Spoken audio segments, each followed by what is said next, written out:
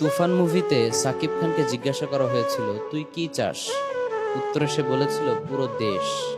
Exactly এই সিনটা কেজিএফ মুভিতেও ছিল।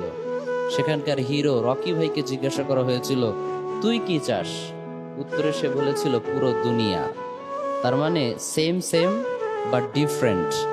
দুটো সিন দেখতে সেম মনে হলেও কিন্তু সেম না, দুটো সিনের মাঝে আছে হিউজ ডিফারেন্স।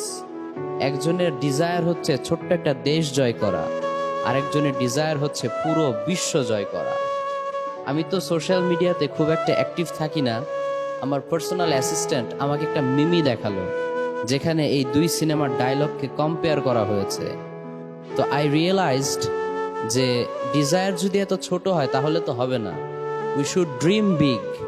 যুবক ভাইদেরকে একটা মেসেজ আমি ড্রপ করতে চাই, সেটা হচ্ছে you should always dream big.